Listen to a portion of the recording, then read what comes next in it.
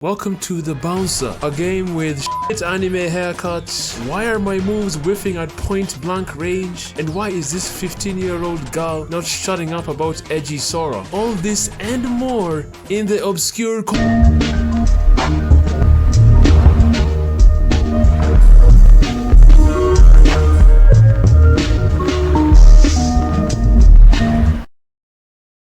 First of all, we gotta clap it up. Finally, Japan for once gets f***ed in the cover art department.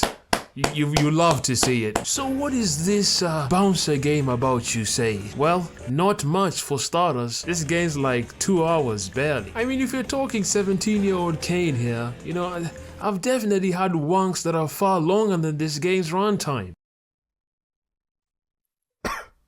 The Bouncer! Yeah! 3 bouncers chilling in the Fate bar. The fated damsel in distress walks in and is harassing the angsty Sora, or Siren, if you give a shit about the 2-hour story. I mean, the resemblance is awfully uncanny. But I guess, you know, the same people who published this are also the same guys who developed and published Kingdom Hearts, so... And Kingdom Hearts came after Bouncer as well, like 2 years after. So I guess it would be the other way around, whatever. And cue enemies. Finally, we can get a taste of combat. See their stats. We have Sora here, I mean Sion. This nigga kinda weak as hell, I'm not gonna lie to you, bro. I might have to hit up Volt, but just for that haircut, I'm not hitting him up. I don't like that nigga's tramp stamp on his forehead, so I'm gonna go with Sora. I'm gonna die of the first mission. Oh my god.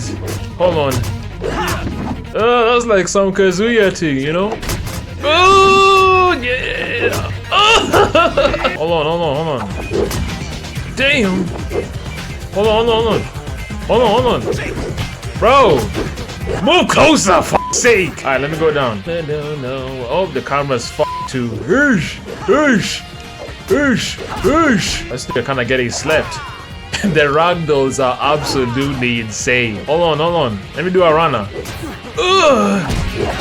Ow! In my eye! Bro, pause. I definitely wasn't alive yet in 2000, so I don't know what the RagDoll physics capabilities of engines at that time was looking like, to be honest. So I'm just gonna say they look good for 2000, I guess. Because my only reference game is Halo, but whatever. Can't be hitting me there. Hold on. I got him, son. Let me at him. Woo! Oh, we got points. Also, this is like... RPG elements, right? Very useful this, as honestly, some enemies in this game are taking the piss. So please ensure you level up the 3 basic stuff, you know, between levels appropriately, so that you can save points for the more character-specific special attacks that you see grayed out here. Full disclaimer, I am not gonna see any special moves performed here. I didn't know how to do them. Anyways, Mikado Group ended up capturing Dominique. We will learn more about this entity later on. But don't get your hopes up.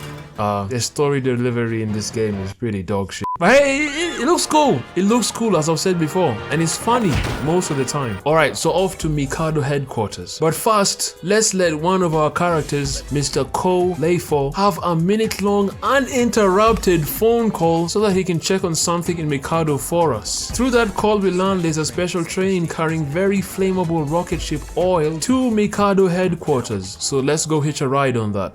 Alright, here we go. Half speed fights, let's go. Drop me into the action, for God's sake. I almost want to skip these cutscenes. There's a whole bunch of them. We have eyes. Oh, okay. Come on.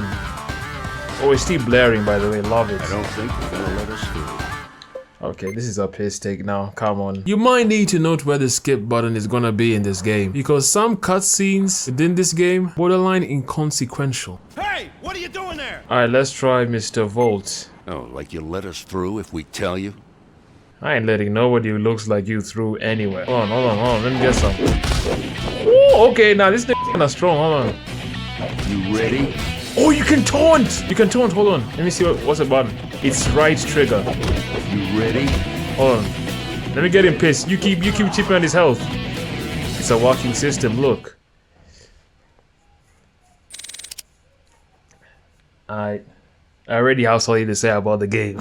Get used to the premature 3-minute fights before getting spit back into the menu, cause you know, it's called a feature, not horrible pacing. We just probably beat random security guards, didn't we? Yay. I didn't expect such a warm reception. Shouldn't the train be departing soon? Uh-huh. It ought to be. We'll time it so that we jump on the train just as it starts to take off. Okay. Thanks for saying your plans out loud as the guys are there. You know what? I f***ing vote. I'm picking him. You're gonna need more than that to stop me. You're gonna need a shot. That's what you need. You need to change these pants to... Okay, let me stop hating, but let me get my points. I need to get my points up, boy. Let me turn too. Damn! You're going down! She's not... Whoa! That is murder, bro! Yo, we are committing a bit of a madness here. Eesh. I'm gonna throw my weight around. And I gotta jump on him. Oh! Another one! Yes, sir, yes, sir, yes, sir, yes, sir. Let me turn. Let me turn again. Ready? Yeah, then I'm gonna jump on this. Oh, synergy! And the fight's over. Fuck's sake. That fight was 30 seconds, by the way. We hop on the train, but they eventually spot us and call the cavalry to get us out of here. The cavalry consisting of an agent of Mikado known as Echidna. We've got company. Who I'll just say what their story is right now because it's pretty one-dimensional. She knows Volt because Volt was a former Mikado employee who rose through the ranks and became an elite bodyguard in the org, making her jealous, blah blah blah blah. If you don't have a ticket, you're gonna have to pay. And this ride ain't cheap. Where did you take Dominique? So nice to see you again, Echidna. That was a hard R, no? Is that you, Volt? There's no way he did not see his big ass behind them. Pause. Now it's your turn to take a trip to hell. You're so ugly, bro. I hate you. This time, I'll make sure I finish you off. Pause. Along with your friends. Pause! Sora is a minor. How did I miss that? Hey, yo! What the fuck? She killing Sion! Sion is dead. What happened?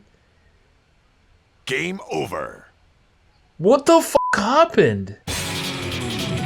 I know. Bouncer. Why have they decided me again? They decided me all the way in the menu. Why would you do that? Anytime you die, you're taken back to the main menu. Cause you know, I guess making a restart from checkpoint was too reasonable. I can't dick around. There we go. Is she just doing Christie's moves from Tekken, you fraud? Brother, block! Block! Get up! Stop! Get your bitch ass out of here. That crocodile died for that weak ass scat. Ooh. This fraud is just stealing Christie's moves from Tekken. Get up. Get up! This is for Peter! Train gets shot up, explodes, but we dived out just in time and arrived at the locale. Finally made my master use one of his... This nigga think he gone, bro. What the fuck? I don't know why they got the nerve to just give us walls of text during 10-second loading screens. Because what these are supposed to be is basically lore dumps. Lore dumps that are at the mercy of the loading screen. So that's a fantastic choices we're making. Lots of fighting and Crash Bandicoot sections later, we arrive at the Stronghold. Okay, you know the game right now is kinda my whipping boy. But I'ma just say this honestly. A huge plus of the game is the world generally. The character design. The building's architecture. It's a good take on a dystopian world in a recession. Too bad the game is literally so linear that you explore none of it. Anyway, we land.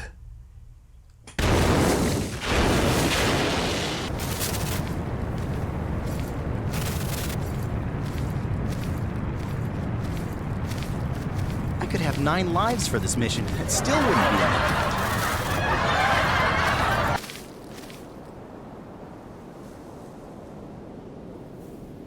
Fancy pets, eh? I'm sure they're more than that. Like I said, easier said than done. Do not force stealth on me, man. I will fight these damn dogs before I do stealth. Oh, Sparky already seen us, bro. What the hell?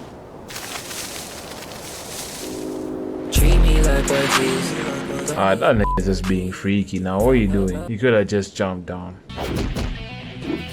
Oosh!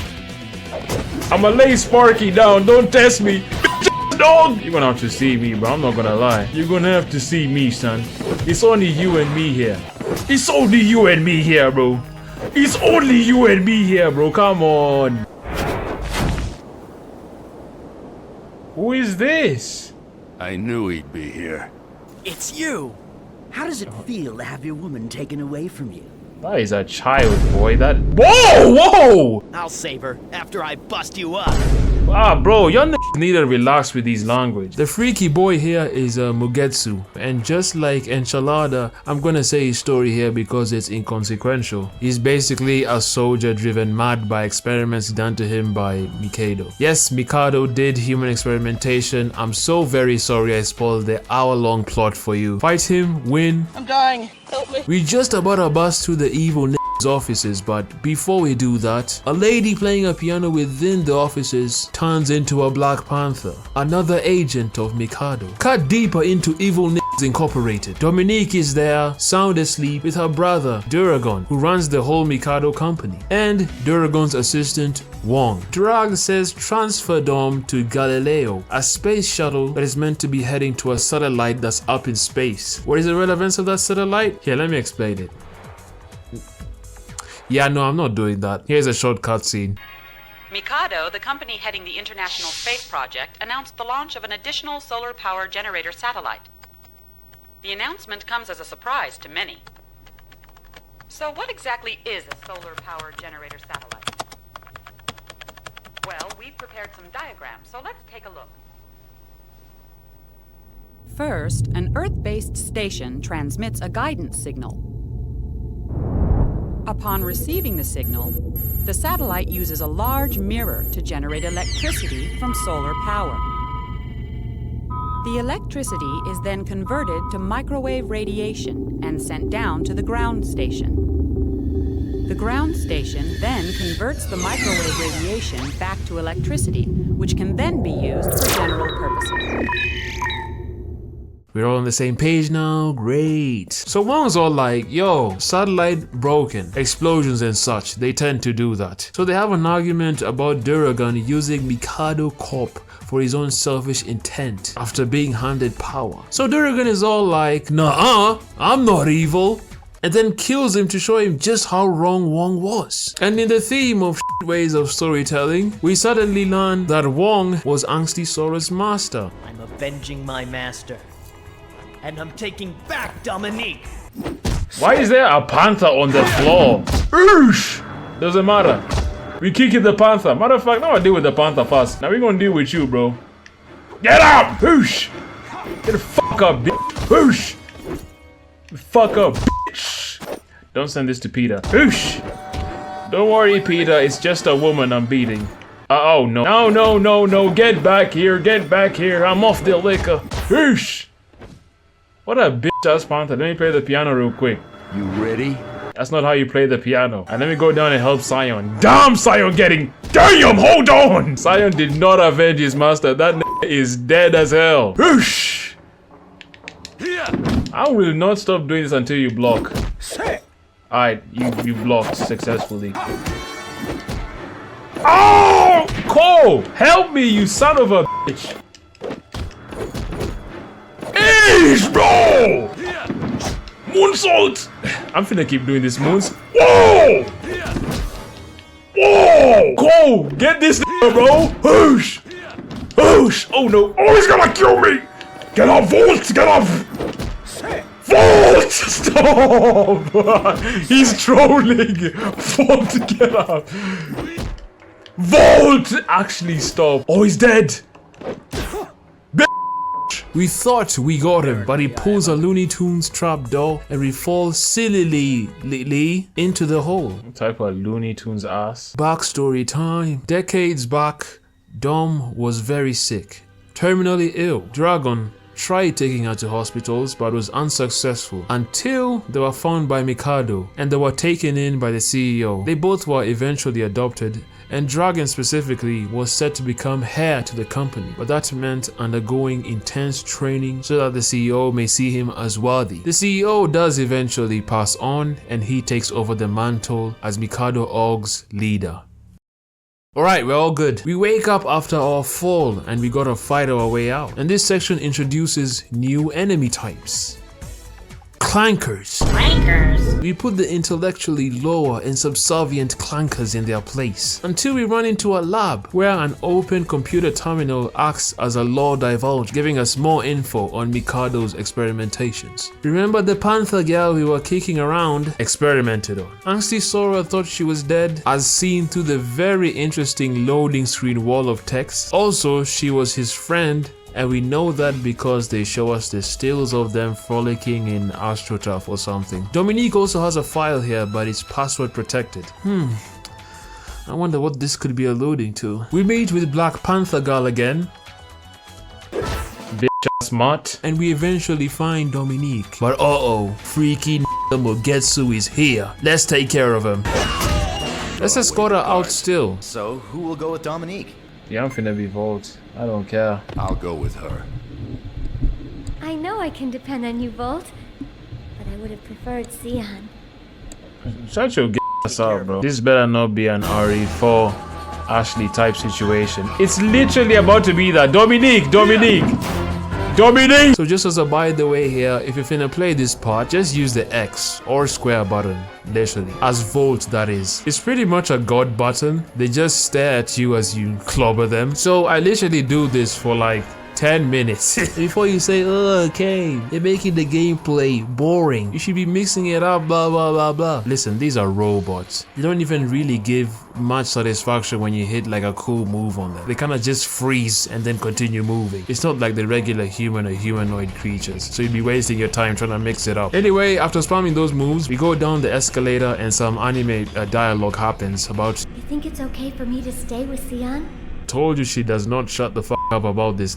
We finally finish going down the service elevator, but oh no, some Final Fantasy is blocking our way. He kinda does look like the guy from Final Fantasy 3. I swear he kinda looks like him. Anyway, that guy captures Dom and I guess snaps her waist, which makes her faint for some reason. The whole gang though finally decides to appear conveniently and we fight him. Fight back, man! They massacring me, bro! Somebody help! Undefeated technique. Alright, I think I've been hating for too long. I need to say something positive. Martial arts display in the enemy characters is pretty cool. Final Fantasy character guy here does the Muay Thai thing, very cool. And Enchilada does capoeira, though she might have jacked her whole shit from Christy from Tekken, so I don't know whether I can really give that points. Either way, very cool. We got him, but damn. You're taking the piss. Please don't let us fight. Let something happen. Something did, in fact, happen.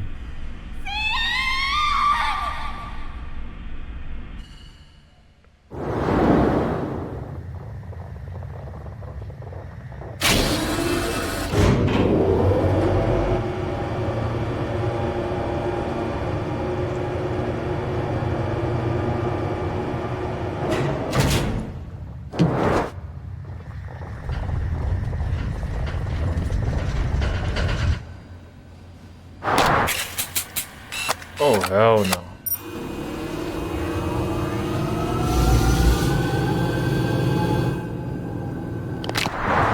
Ew!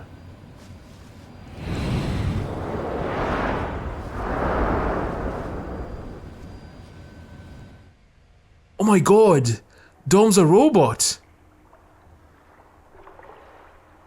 Anyway, she kicks ass, but her double A's run out and she's powered down. Mugetsu takes her and we are left there to digest the current situation. Dominique died a long time ago due to the aforementioned terminal illness. And Dragon, being Mr. Head Honcho, resurrected her with Biologica. very, very sad stuff. Alright, we gotta get on Galileo's, but Enchilada and a couple of clankers are blocking the path. Handle them.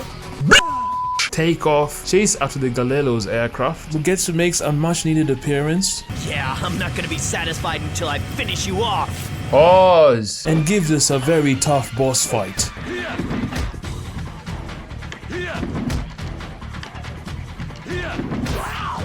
Wow, just that easy. Yeah, he dies.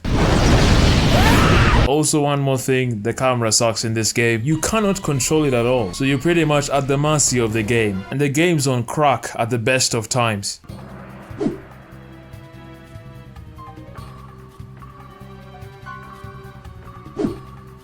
the f is going on? But anyway, back to the very good story. Galileo's has reached the satellite already, but we were close behind with a pep in our step. But for God's sake, this panther bitch does not give up. If I didn't know any better, I think you like getting kicked. Freaky ass. We give her the El Clasico La Liga treatment, and we snap her out of her panther state, and her and Sion.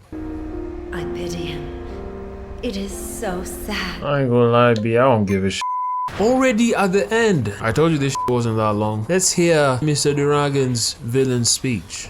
With this satellite, I will provide unlimited energy to those who will follow me, and I will demonstrate what happens to those who cross me. Human beings want to be controlled. Oh, it is taking all of me to not skip this right now. I don't care. I don't care, bro. I'll lie, I don't give a shit, bro. I don't care. I don't care, bro. Let's just fight. Avenge Master Mikado. So pretty much how you've invested into your characters here will play a very key role in how quickly you'll dispatch your bro. Cause he has two phases. Jacket on, jacket off. So hopefully you amply upgraded all of your characters, as this one is no joke.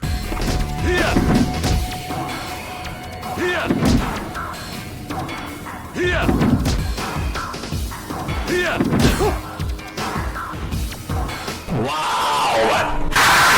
Alright, game's over. Everybody go home.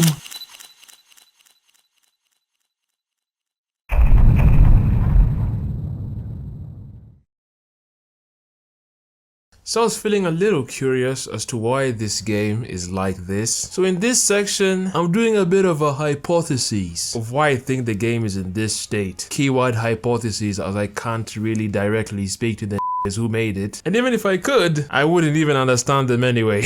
Alright, so the first thing you should know is this was basically Square's first PS2 title game. This was their launch into this generation. Kind of a big deal, you can say. They announced all this at the Tokyo Game Show in March 1999. The PS2 came out a year later. And note here, Square was working on an additional 2 games besides The Bouncer. We'll come back to this when it's relevant. September Fall Tokyo Game Show. A non-playable demo is shown.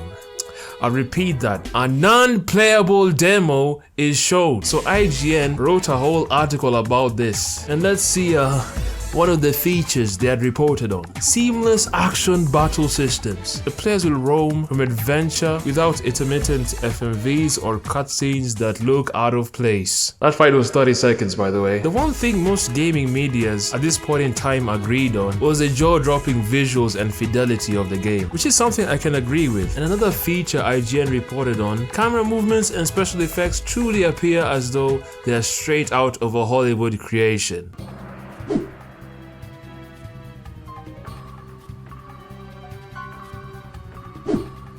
What the f is going on? Spring Tokyo Game Show, March 2000. 10-second clip. 0 new screenshots of the game. No release date. In the business, we call this confidence-inspiring stuff. May of that same year in E3, new footage, but no demo. And what most of the footage showed was cutscenes galore, something critics at the time noticed heavily. July 13th, Tetsuya Nomura is confirmed to be handling the character designs of The Bouncer. Now, who is this Tetsuya Nomura? You know what I mean? He's a bit of a nobody.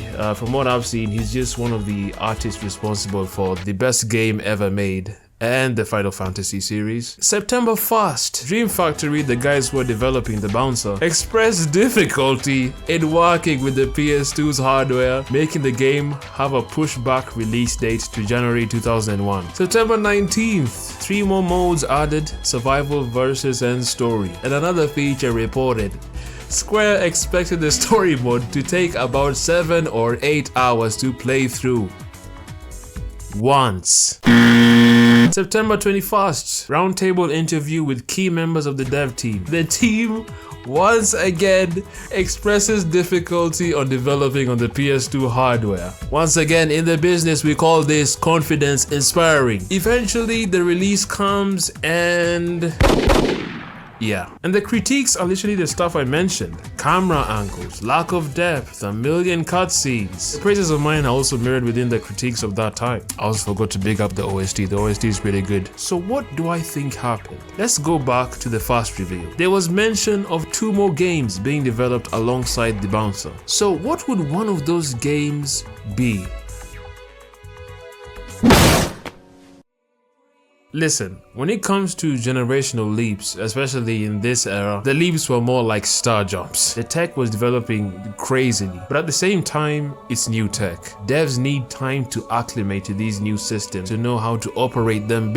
So when the dev team of The Bouncer here expressed difficulty on developing for the PS2, it shouldn't be much of a surprise when this is the end product. Especially when Final Fantasy X is being developed, I'd almost say alongside it, because remember, these are the first games out of the gate of Square in this new generation. I don't even doubt that the Final Fantasy team probably had the same issues with the PS2 hardware, but they are the Final Fantasy team. This is a proven franchise. This is Square Enix, baby. So if you're Square at that time, what are you doing? Are you spending possibly more money and more time on the new directionless IP that has no surefire way of being a hit, or your cash cow with one of the most die-hard audiences in the world? I'm not saying The Bouncer was an afterthought, but it sure feels like it. And what's worse is the hype they did. The Dolby sound, the Tetsuya being involved, the misleading visuals, the reported features, they really attached crazy expectations to this game. And it's sad because the game has soul. It's very clear. This wasn't a cash grab. I mean, it definitely wasn't a cash grab for Square either. Maybe a few more years in the oven could have done this game right, but ultimately we don't know. The Japanese tend to be very hush-hush, quiet about these dev situations, especially the more bigger conglomerates. But at least we have Final Fantasy X. And as a matter of fact, if you've played this game, drop your experience in the comment section. I'm very curious to see what thought of this back in the day and what you may think of it now.